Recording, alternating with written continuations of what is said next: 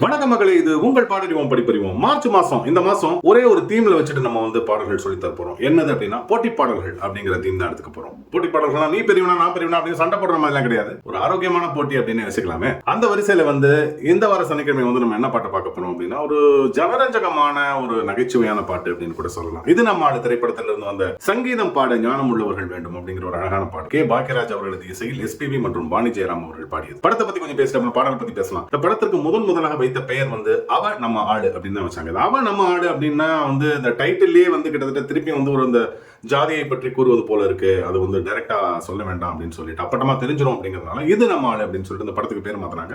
மிகப்பெரிய வெற்றி படம் அப்படின்னே சொல்லலாம். அந்த படம் ஒரு 200-250 நாள் ஓடிச்சு. எல்லாம் நினைச்சிட்டு இருப்பாங்க படத்தோட டைரக்ஷன் வந்து கே பாக்கியராஜ் அப்படின்னு. கிடையாது. படத்தோட டைரக்ஷன் வந்து எழுத்தாளர் திரு பாலகுமாரன் அவர் தான் வந்து இந்த படத்தை இயக்கியிருந்தார். பாக்கியராஜ் வந்து கதை திரைக்கதை எழுதி நடித்து இசையும் அமைத்திருந்தார். படத்துக்கு மியூசிக்கும் பாக்கியராஜ் தான். சோபனா வந்து எனக்குள்ள ஒருவனுக்கு அப்புறம் வந்து பெரிய லெவலில் வந்து தமிழ்ல வந்து ஒரு சுற்று வரவே இல்லை. அவங்க மீண்டும் வந்து ஒரு செகண்ட் ரவுண்ட் வந்து சோபனா வந்து இந்த படத்தை வந்து கிட்டத்தட்ட அறிமுகம் அப்படின்னு சொல்லலாம். 2வது அறிமுகம். அதுக்கப்புறம் சோபனா வந்து நிறைய தமிழ் திரைப்படங்கள் நடிச்சாங்க. ரஜினி, கமல், விஜயகாந்த், சத்யராஜன் பிரபல ஹீரோக்களோட கூட நடிச்சாங்க அப்படின்னு சொல்லலாம். படம் வந்து ஒரு நட்சத்திர பட்டாளம் இருந்தது. ஒரு மனோரமா இருந்தாங்க, குமரிமுத்து இருந்தாரு, சங்கராபரணத்தோட சோமயாஜுல் இருந்தார், முக்கியமான கதாபாத்திரத்தை நடிச்சிருந்தாரு பாக்கியராஜ். இவங்க எல்லாரும் வந்து சேர்ந்து ஒரு மிகப்பெரிய வெற்றி படமா அந்த படத்தை கொடுத்தாங்க. படம் வந்து எல்லாருக்குமே தெரியும். திரு கே பாக்கியராஜ் வந்து இந்திய அளவுல வந்து திரைக்கதையில வந்து அவர் தான் வந்து நம்பர் 1 அப்படின்னு கூட சொல்லுவாங்க. அந்த ஸ்கிரீன் பிளே வந்து அப்படியே நூல் பிடிச்ச மாதிரி எங்கேயுமே தொய்யாது அப்படின்னு சொல்லிட்டு அந்த அளவுக்கு ஒரு மிகப்பெரிய அழகா வந்து திரைக்கதையை சொல்லக்கூடியவர். இந்த படத்தையும் கொஞ்சம் கூட அதுல வந்து இது வைக்கவே இல்லை.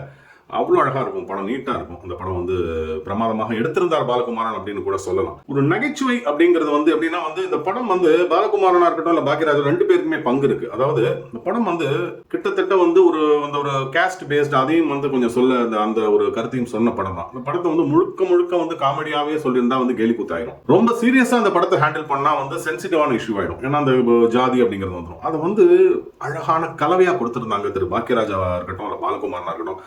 அங்கங்க எங்கெங்கெல்லாம் பாக்கியராஜோட அந்த முத்திரை இருக்கணுமோ அந்த நகைச்சுவை இருக்கணுமோ அதெல்லாம் வந்து அங்கங்க வந்தது. அதே மாதிரி நிறைய இடங்கள்ல வந்து எந்தெந்த இடத்துல வந்து கொஞ்சம் அழுத்தமா ஃபேமா சொல்லணுமோ அந்த கருத்தை வந்து ரொம்ப நல்லா சொல்லியிருந்தாங்க. அதுதான் அந்த படத்தோட ஒரு மிகப்பெரிய சக்சஸ் அப்படின்னு சொல்லணும்.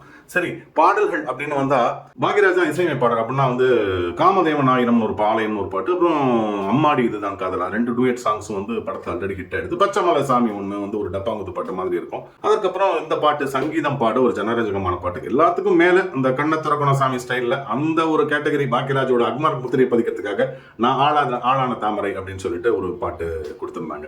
இந்த பாடலை பொறுத்த வரைக்கும் எப்படின்னா வந்து எஸ்பிபி மற்றும் வாணி ஜெயராம் பாடினாங்க. வாணி ஜெயராம் அதாவது சோபனா பாக்கியராஜ் வச்சுப்போமே. அதாவது பாக்கியராஜுக்கு ஒரு பணம் தேவை இருக்கிறதுனால இந்த சோபனா கூட வந்து சும்மா வந்து பாடணும் அப்படின்னு சொல்லிட்டு கோதால இறங்கிடுவார். பாட்டெல்லாம் அவருக்கு தெரியாது சுத்தமா. சோபனா வந்து முறைப்படி சாஸ்திரிய சங்கீதம் படிச்சவங்க. அவங்க வந்து சங்கீதம் பாட அப்படின்னு சொல்லிட்டு அவங்களோட ஸ்டைல்ல அவங்க வந்து கிளாசிக்கல் பாடுவாங்க. பாக்கியராஜ் ஒண்ணுமே தெரியாது. பைசா அப்படியாவது வாங்கணும், பரிசு ஜெயிச்சு அப்படின்னு சொல்லிட்டு சும்மா உட்காந்துட்டு அவர் பாட்டு அவருக்கு என்ன தோணுதோ அவருக்கு என்ன தெரியுமோ அதை பாடுவார். அவ்வளவுதான்.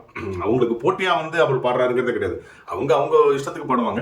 இவர் அதுக்கு சும்மா பதில் கொடுக்குற மாதிரி சும்மா லலலலா தனனா தின்னா திரிகடதா இந்த மாதிரி அவர் வந்து இந்த ட்ரம்ஸ் வெஸ்டர்ன் இதெல்லாம் அந்த ஒரு ட்ரூப் மாதிரி வச்சுட்டு பாடுவாங்க. பாடல் வந்து ஜனரஞ்சகமான பாட்டா இருக்கலாம் இல்ல காமெடியான பாட்டா இருக்கலாம், எப்படி வேணாலும் வச்சுக்கிட்டாலும் ஃபீமேல் சிங்கர்ஸுக்கும் அது ஒரு சேலஞ்சிங் சாங் தான். மேல் சிங்கர்ஸ்க்கு சேலஞ்சிங் சாங் தான். ஃபீமேல் சிங்கர்ஸ் முழுக்க கிளாசிக்கல் பேஸ்ல பாடி ஆகணும். அந்த ஜதிஸ்வரம் அதெல்லாம் வந்து கிளீனா ஹேண்டில் பண்ணணும். மேல் சிங்கர்ஸை பொறுத்த வரைக்கும் அவங்க கிளாசிக்கல் பாடினோடனே திருப்பி வந்து அது அதே ஸ்ருதியிலேயே வந்து இவங்க வெஸ்டர்ன்ல வேற மாதிரி பாடணும். அதான் சொன்னேன், இந்த லலலலா பாடணும், துருரு பாடணும், தின்னா திரிகடதா பாடணும். அதெல்லாம் வந்து ரொம்ப கஷ்டமான விஷயங்கள்.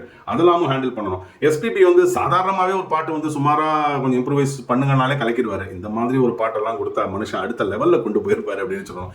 எஸ்பிபி வந்து இந்த பாட்டோட ஹீரோ அப்படின்னு சொல்லலாம். ரொம்ப அழகா வந்து அந்த நையாண்டி நக்கல் அந்த ஒரு அப்பாவித்தனம் அதையும் அந்த குரலே கொண்டு வந்திருப்பாரு.